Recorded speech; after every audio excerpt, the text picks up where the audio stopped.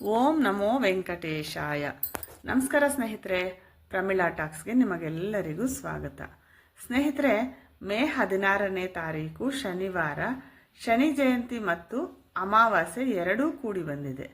ಅಂದರೆ ವೈಶಾಖ ಅಮಾವಾಸ್ಯೆ ಮೇ 16 ಶನಿವಾರ ಬಂದಿದೆ ಮತ್ತು ಶನಿ ಜಯಂತಿ ಕೂಡ ಶನಿವಾರನೇ ಬಂದಿದೆ. ಶನಿ ಜಯಂತಿ ಶನಿವಾರ ಬಂದಿರೋದು ಬಹಳ ವಿಶೇಷ. ಇಂತಹ ವಿಶೇಷವಾದ ದಿನವನ್ನು ಮಿಸ್ ಮಾಡ್ಕೋಬೇಡಿ ಅಂತ ಹಲವು ಪಂಡಿತರು ಹೇಳ್ತಿದ್ದಾರೆ. ಯಾಕೆ ಅಂದರೆ ಶನಿವಾರ ಶನಿ ಜಯಂತಿ ಬಂದಿರೋದು ಬಹಳ ಬಹಳ ವಿಶೇಷ. ಈ ದಿನ ಕೆಲವು ಪರಿಹಾರಗಳನ್ನು ನೀವು ಮಾಡಿಕೊಂಡ್ರೆ ನಿಮ್ಮ ಜಾತಕ ದೋಷಗಳು ಪರಿಹಾರ ಆಗುತ್ತೆ. ಅಂದರೆ ನಿಮಗೇನಾದರೂ ಶನಿ ದೋಷಗಳಿದ್ರೆ, ಏಲಿನಾಟಿ ಶನಿ, ಅರ್ಧಾಷ್ಟಮ ಶನಿ, ಅಷ್ಟಮ ಶನಿ ಮುಂತಾದ ದೋಷಗಳಿದ್ರೆ ಆ ದೋಷಗಳಿಂದ ನೀವು ವಿವಾಹ ತಡ ಆಗ್ತಾ ಇರ್ಬೋದು, ವಿವಾಹ ಭಾಗ್ಯ ಇಲ್ಲದೆ ಇರ್ಬೋದು, ಅಥವಾ ದಾಂಪತ್ಯಗಳಲ್ಲಿ ಕಲಹ ಆಗ್ತಾ ಇರ್ಬೋದು, ಅನಾರೋಗ್ಯ ಸಮಸ್ಯೆಗಳಾಗಿರ್ಬೋದು, ಅಥವಾ ಹಣ ನಿಮ್ಮ ಕೈಯಲ್ಲಿ ನಿಲ್ಲದೇ ಇರಬಹುದು, ಆರ್ಥಿಕ ಸಮಸ್ಯೆಗಳನ್ನು ಅನುಭವಿಸ್ತಾ ಇರ್ಬೋದು, ಮನೆಯಲ್ಲಿ ಶಾಂತಿ ನೆಮ್ಮದಿ ಇಲ್ಲದೇ ಇರಬಹುದು. ಇಂಥವೆಲ್ಲ ಸಮಸ್ಯೆಗಳು ಗ್ರಹ ದೋಷಗಳಿಂದ, ಶನಿ ದೋಷಗಳಿಂದ ಅನುಭವಿಸ್ತಾ ಇರ್ತೀರ. ಈ ಶನಿವಾರವಾದ ಮೇ 16ನೇ ತಾರೀಕು ಶನಿವಾರ ಬಂದಿರುವಂತಹ ಶನಿ ಜಯಂತಿಯಂದು ನೀವು ಕೆಲವೊಂದು ಪರಿಹಾರಗಳನ್ನು ಮಾಡಿಕೊಂಡಿದ್ದೇ ಆದರೆ ನೀವು ಆ ಜಾತಕ ದೋಷಗಳಿಂದ ಹೊರಬರಬಹುದು. ಜಾತಕ ದೋಷಗಳು ನಿವಾರಣೆಯಾಗ್ತವೆ. ಈ ದಿನ ಏನು ಮಾಡಬೇಕು, ಯಾವ ಪರಿಹಾರಗಳನ್ನು ಮಾಡ್ಕೋಬೇಕು, ಅಮಾವಾಸ್ಯೆ ಇದೆ, ಅಮಾವಾಸ್ಯೆಗೆ ಯಾವ ನಿಯಮಗಳನ್ನು ಪಾಲಿಸಬೇಕು ಅನ್ನೋದನ್ನು ವಿವರವಾಗಿ ಈ ವಿಡಿಯೋದಲ್ಲಿ ತಿಳ್ಕೊಳ್ಳೋಣ. ಸ್ನೇಹಿತರೆ, ನೀವಿನ್ನೂ ನನ್ನ ಚಾನಲ್ನ ಸಬ್ಸ್ಕ್ರೈಬ್ ಮಾಡ್ಕೊಳ್ದೇ ಇದ್ದರೆ ದಯವಿಟ್ಟು ಸಬ್ಸ್ಕ್ರೈಬ್ ಮಾಡ್ಕೊಳ್ಳಿ.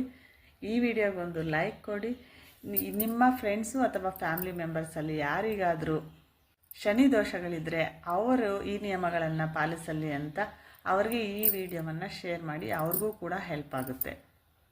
ಸ್ನೇಹಿತರೆ, ಮೇ 16 ಶನಿವಾರ ಅಂದರೆ ನಾಳೆನೇ ಶನಿ ಜಯಂತಿ ಮತ್ತು ಅಮಾವಾಸ್ಯೆ, ವೈಶಾಖ ಅಮಾವಾಸ್ಯೆ ಎರಡೂ ಬಂದಿದೆ. ಸ್ನೇಹಿತರೆ, ಸೂರ್ಯೋದಯಕ್ಕೆ ಮುಂಚೆ ಎದ್ದವರನ್ನು ಶನಿದೇವ ಕರುಣಿಸ್ತಾನೆ. ಆದ್ದರಿಂದ ನೀವು ಬ್ರಾಹ್ಮಿ ಮುಹೂರ್ತದಲ್ಲಿ ಸೂರ್ಯೋದಯಕ್ಕೆ ಮುಂಚೆ ಎದ್ದೇಳಿ ನೀವು ಸ್ನಾನದ ನೀರಿನಲ್ಲಿ ಸ್ವಲ್ಪ ಎಳ್ಳನ್ನು ಹಾಕಿ ಸ್ನಾನ ಮಾಡಿದರೆ ಶನಿ ದೋಷಗಳು ಕಡಿಮೆ ಆಗ್ತವೆ. ಹಾಗೆಯೇ ನಿಮ್ಮ ಮನೆಯನ್ನು ನೀವು ಉಪ್ಪು ಮತ್ತು ಅರಿಶಿಣದ ನೀರಿನಿಂದ ಶುಭ್ರ ಮಾಡ್ಕೊಳ್ಳಿ. ಅಂದರೆ ನೀವು ಮನೆ ಒರೆಸುವ ನೀರಿಗೆ ಸ್ವಲ್ಪ ಉಪ್ಪು, ಕಲ್ಲುಪ್ಪು ಮತ್ತು ಅರಿಶಿಣವನ್ನು ಹಾಕ್ಕೊಳ್ಳಿ. ನಿಮ್ಮ ಮನೆಯಲ್ಲಿರುವಂತಹ ನೆಗೆಟಿವ್ ಎನರ್ಜಿ, ದರಿದ್ರ ದೇವತೆ ಆಚೆ ಹೋಗ್ತಾಳೆ, ಮಹಾಲಕ್ಷ್ಮಿ ಒಳಗೆ ಹೆಜ್ಜೆ ಇಡ್ತಾಳೆ. ಅಮಾವಾಸ್ಯೆ ಪರಿಹಾರಗಳು ಏನು ಮಾಡಬೇಕು ಅನ್ನೋದನ್ನು ತಿಳ್ಕೊಳ್ಳೋಕ್ಕೆ ಮುಂಚೆ ಶನಿ ಜಯಂತಿ ಎಂದು ನಾವು ಏನು ಮಾಡಬೇಕು ಅನ್ನೋದನ್ನು ತಿಳ್ಕೊಳ್ಳೋಣ. ಸ್ನೇಹಿತರೆ, ಶನಿ ಜಯಂತಿ ದಿನ ನಮಗೆ ಕರ್ಮಫಲಗಳನ್ನು ನೀಡುವ ಶನಿದೇವನ ಅನುಗ್ರಹವನ್ನು ಪಡೆಯಲು ಶನಿದೇವರನ್ನು ಪೂಜಿಸಬೇಕು. ಚಿಕ್ಕ ಚಿಕ್ಕ ಪರಿಹಾರಗಳನ್ನು ಮಾಡಿಕೊಳ್ಳೋದ್ರಿಂದ ನಮ್ಮ ಜಾತಕದಲ್ಲಿರುವಂತಹ ಶನಿ ದೋಷಗಳು ಪರಿಹಾರ ಆಗ್ತವೆ, ಜಾತಕ ದೋಷಗಳು ಪರಿಹಾರ ಆಗ್ತವೆ. ಈ ದಿನ ಶನೇಶ್ವರನಿಗೆ ಚಿಕ್ಕ ಚಿಕ್ಕ ಪರಿಹಾರಗಳನ್ನು ಮಾಡಿಕೊಳ್ಳೋದ್ರಿಂದ ನಿಮ್ಮ 7 ಜನ್ಮಗಳ ಪಾಪಗಳು ತೊಲಗಿ ಹೋಗ್ತವೆ, ಕರ್ಮಫಲಗಳು ತೊಲಗಿ ಹೋಗ್ತವೆ. ಹಾಗಂತ ಶನಿದೇವರ ಫೋಟೋ ಆಗಲಿ ವಿಗ್ರಹವನ್ನಾಗಲಿ ಮನೆಯಲ್ಲಿ ಇಟ್ಟುಕೊಂಡು ಪೂಜಿಸುವಂತಿಲ್ಲ. ಮನೆಯಲ್ಲಿ ನೀವು ಶಿವಾರಾಧನೆ ಮಾಡಿದರೆ ಶನೇಶ್ವರನ ಆರಾಧನೆ ಮಾಡಿದಂತೆಯೇ ಸರಿ. ಯಾಕೆಂದರೆ ಪರಮೇಶ್ವರನ ಶಿಷ್ಯ ಶನೇಶ್ವರ. ಆದ್ದರಿಂದ ನೀವು ಈ ದಿನ ಈಶ್ವರನನ್ನು ಪೂಜೆ ಮಾಡಿ. ಪರಮೇಶ್ವರನ ಫೋಟೋ ಅಥವಾ ವಿಗ್ರಹವನ್ನಿಟ್ಟು ಪೂಜೆ ಮಾಡಿಕೊಳ್ಳಿ. ಈಶ್ವರನ ವಿಗ್ರಹಕ್ಕೆ ನೀವು ಎಳ್ಳನ್ನು ಬೆರೆಸಿದ ನೀರಿನಿಂದ ಅಭಿಷೇಕ ಮಾಡಿದರೆ ನಿಮಗೆ ಶನಿ ದೋಷಗಳು ಕಡಿಮೆ ಆಗ್ತವೆ. ಈ ದಿನ ನೀವು ಶನೇಶ್ವರ ಸ್ವಾಮಿಯ ದೇವಾಲಯದಲ್ಲಿ ತೈಲಾಭಿಷೇಕವನ್ನು ಮಾಡಿಸಿ ಮತ್ತು ಕಪ್ಪು ಬಟ್ಟೆಯಲ್ಲಿ ಕರಿ ಎಳ್ಳು ಹಾಕಿ ಎಳ್ಳೆಣ್ಣೆಯನ್ನು ಹಾಕಿ ಶನೇಶ್ವರ ಸ್ವಾಮಿಯ ದೇವಾಲಯದಲ್ಲಿ ದೀಪವನ್ನು ಹಚ್ಚಿ, ಹಾಗೆಯೇ ನವಗ್ರಹಗಳಿಗೆ 9 ಪ್ರದಕ್ಷಿಣೆಯನ್ನು ಹಾಕಿ. ಇಲ್ಲಿ ಮತ್ತೊಂದು ವಿಷಯವನ್ನು ಮರಿಬಾರದು. ಇಷ್ಟೆಲ್ಲ ಶನೇಶ್ವರ ದೇವಾಲಯದಲ್ಲಿ ಮಾಡಿದ ನೀವು ಕೈ ಮುಗಿದು ನನ್ನ ಜಾತಕ ದೋಷಗಳನ್ನು, ಕರ್ಮಾನುಸಾರ ಬಂದಿರುವಂತಹ ದೋಷಗಳನ್ನು ನಿವಾರಣೆ ಮಾಡು ಸ್ವಾಮಿ ಅಂತ ಕೈ ಮುಗಿದು ಬೇಡಿಕೊಂಡು ಹಿಂದೆ ತಿರುಗಿ ನೋಡದೆ ಬನ್ನಿ. ಈ ದಿನ ನೀವು ಪರಮೇಶ್ವರನ ದೇವಾಲಯಕ್ಕೆ ಹೋಗಿ ಎಳ್ಳೆಣ್ಣೆಯ ದೀಪಗಳನ್ನು ಹಚ್ಚಿದ್ರೆ ನಿಮ್ಮ ಶನಿ ದೋಷಗಳು ಶನಿ ಪ್ರಭಾವ ಕಡಿಮೆ ಆಗುತ್ತೆ. ಬಹಳ ಬೇಗ ಶನಿ ದೋಷಗಳು ತೊಲಗಿ ಹೋಗ್ತವೆ. ಹಾಗೆಯೇ ಈ ದಿನ ಶನಿ ದೇವಾಲಯಕ್ಕೆ ಹೋದಾಗ ಓಂ ಶ್ರೀ ಶನೈಶ್ಚರಾಯ ನಮಃ ಅಂತ 21 ಬಾರಿ ಜಪಿಸೋದನ್ನು ಮರಿಬೇಡಿ.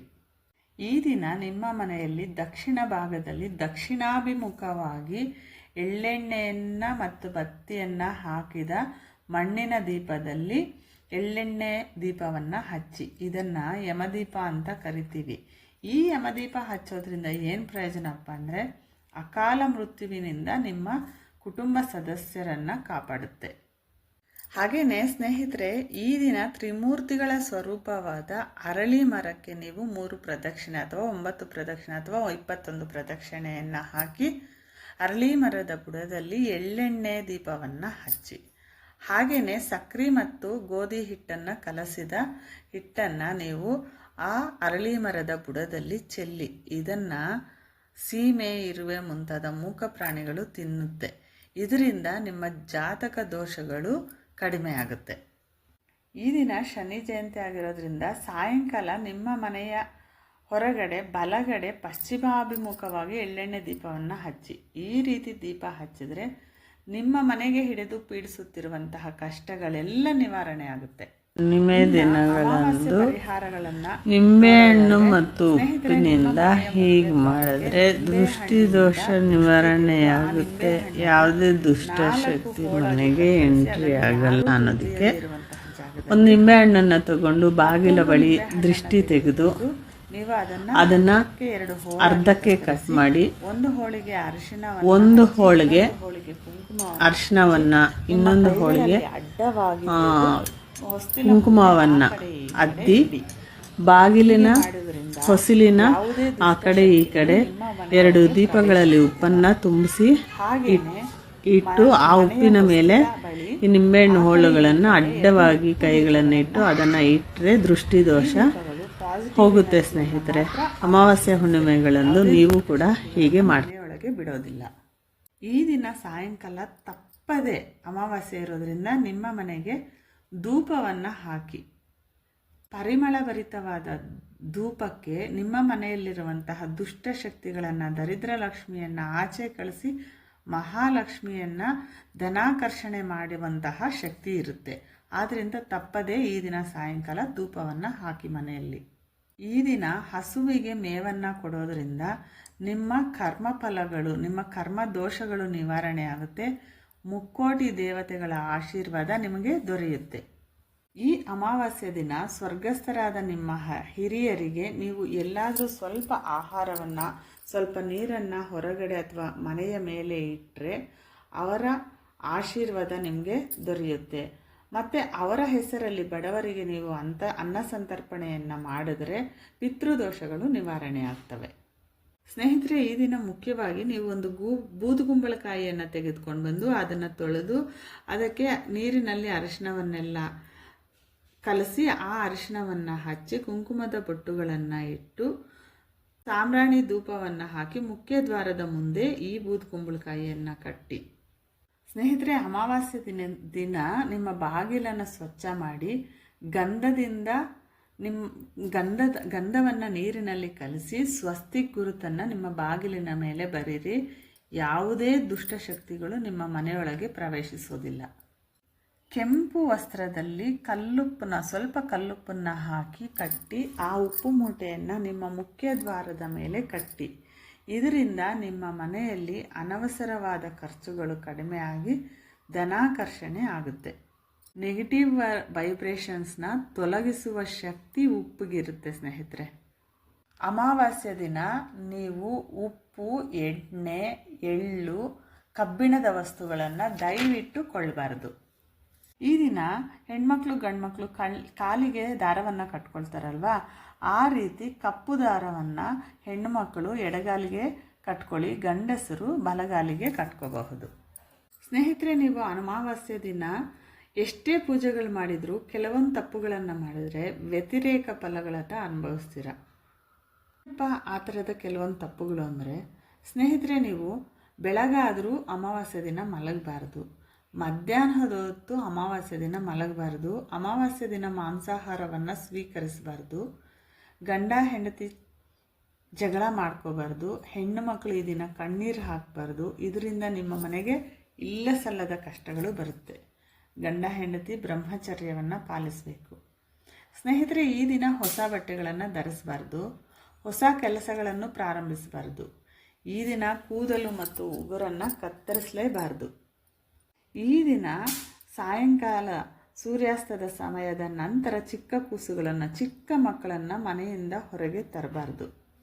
ಈ ದಿನ ನಿಮ್ಮ ಮನೆಯಲ್ಲಿರುವಂತಹ ಮಕ್ಕಳಿಗೆ, ಚಿಕ್ಕ ಮಕ್ಕಳಿಗೆ ಉಪ್ಪಿನಿಂದ ದೃಷ್ಟಿ ತೆಗೀರಿ. ಆಗಲೇ ಹೇಳಿದೆ, ಉಪ್ಪಿಗೆ ನೆಗೆಟಿವ್ ವೈಬ್ರೇಷನ್ಸ್ನ ಎಳೆದು ಹಾಕುವಂತಹ ಶಕ್ತಿ ಇರುತ್ತೆ. ಹಾಗೆಯೇ ಕೆಂಪು ನೀರನ್ನು ಇಳೆ ತೆಗೆದು, ನಿಮ್ಮ ಮಕ್ಕಳಿಗೆ ಎಳೆ ತೆಗೆದು ಅದನ್ನು 3 ದಾರಿ ಸೇರಿರುವಂತಹ ಕಡೆ ಹಾಕಿ, ನಿಮ್ಮ ಮಕ್ಕಳು ಆರೋಗ್ಯವಂತರಾಗಿರ್ತಾರೆ. ಯಾವ ದುಷ್ಟಶಕ್ತಿಗಳು ಅವರನ್ನು ತಾಕೋದಿಲ್ಲ.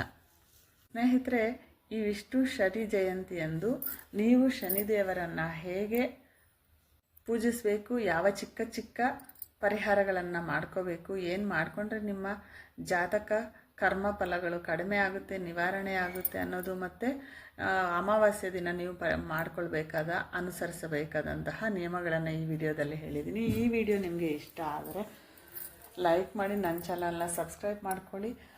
ಈ ವಿಡಿಯೋನ ಶನಿ ದೋಷಗಳಿರೋರಿಗೆ, ಅಮಾವಾಸ್ಯೆಯ ನಿಯಮಗಳನ್ನು ಪಾಲಿಸಬೇಕು ಅಂದ್ಕೊಳ್ಳೋರಿಗೆ, ಅವ್ರಿಗೆ ಇದನ್ನು ಶೇರ್ ಮಾಡಿ. ಮತ್ತೊಂದು ಉತ್ತಮವಾದ ವಿಡಿಯೋದೊಂದಿಗೆ ಮತ್ತೆ ಸಿಗೋಣ. ನಮಸ್ಕಾರ ಸ್ನೇಹಿತರೆ.